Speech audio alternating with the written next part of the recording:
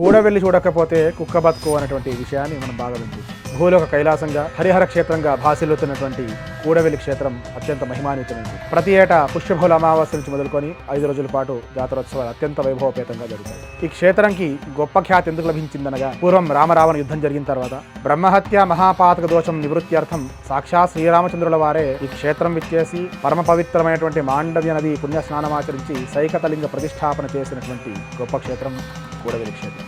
ఆంజనేయ స్వామి వారు కాశీ నుండి తీసుకొచ్చినటువంటి శివలింగం నేటికి గర్భాలయంలో దర్శనమిస్తుంది.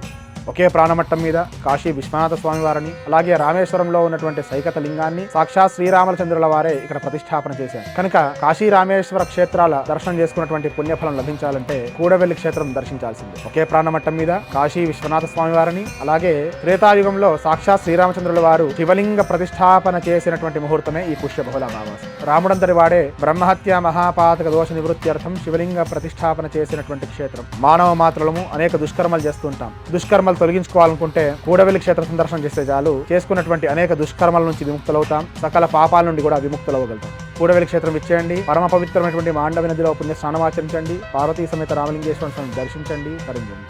సర్వే జనా సుఖినో భవంతు. శుభం.